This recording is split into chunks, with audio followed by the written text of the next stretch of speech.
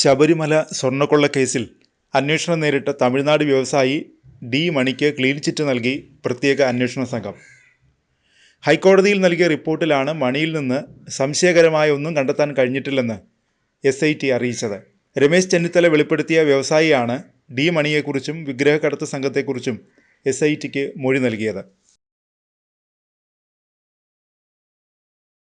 ഞാൻ SITയോട് പറയണം, ഞാൻ പറഞ്ഞു അവർ അന്വേഷണം നടത്തി കണ്ടുപിടിക്കാനുള്ളതാണ്.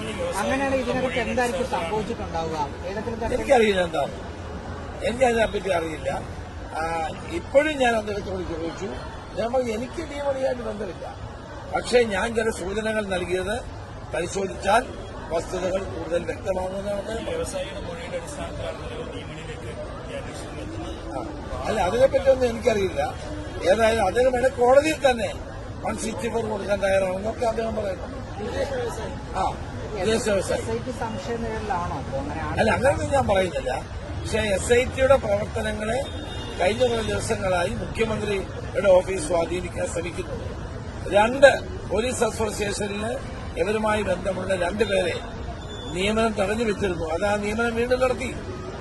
അവ CPM-മാരുടെ ആഭിമുഖ്യമുള്ള പോലീസ് അസോസിയേഷന്റെ ഭാരവാഹികൾ ഇപ്പോഴും SITയുടെ ഭാഗമായി മാറിയിരിക്കുന്നു. അതൊക്കെ സംശയാസ്പദമായ കാര്യങ്ങളാണ്. അപ്പോൾ എനിക്ക് കിട്ടിയ വിവരം ഞാൻ SITക്ക് കൈമാറി. SIT പ്രവാസി വ്യവസായിയെ വിളിച്ച് ചോദിച്ചു.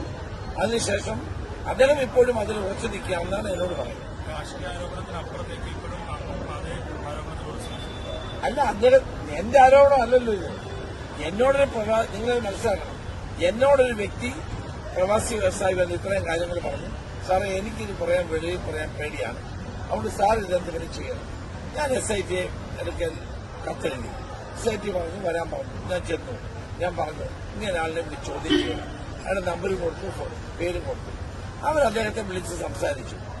അപ്പൊ അതിന്റെ അദ്ദേഹം ഇപ്പോഴും അത് ഉറച്ചു നിൽക്കുകയാണ്.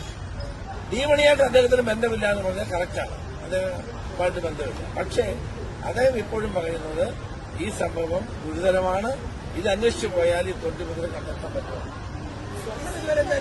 സ്വർണം കിട്ടിയിട്ടില്ലതായി. ഇപ്പോഴേതായാലും കുറച്ചു ദിവസങ്ങളായി ചില സംശയങ്ങൾ ഉയർന്നു വരികയാണ്. ഈ പോലീസ് അസോസിയേഷന്റെ 2 ഭാരവാഹികൾ, CPM-നോട് ബന്ധമുള്ള 2 ഭാരവാഹികൾ ഇതിൽ വെക്കാൻ നിർബന്ധം പിടിച്ചതോടുകൂടി SIT നിർബന്ധം പിടിച്ചതാണ് അത് മാറ്റിവെച്ചിരിക്കുകയായിരുന്നു. അതോടുകൂടി ചില സംശയങ്ങൾ ഉയർന്നു. നേരത്തെ ഞങ്ങൾക്ക് അവരുടെ പ്രവർത്തനത്തിൽ സംതൃപ്തിയായി.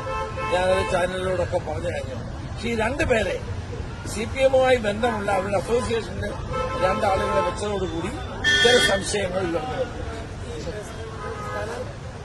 അപ്പൊ അതുകൊണ്ട് പ്രവാസി വ്യവസായി ഇന്നിപ്പോ എന്നോട് പറഞ്ഞു, ഞാൻ വാർത്ത കഴിഞ്ഞ് അദ്ദേഹത്തോട് സംസാരിച്ച് പറഞ്ഞു, ഞാൻ കോടതിയിൽ വേണേ 164 കൊടുക്കാം. അപ്പൊ ഇത് അന്വേഷിക്കണമെങ്കിൽ വിശദമായ അന്വേഷണം ഇനിയും നടക്കട്ടെ.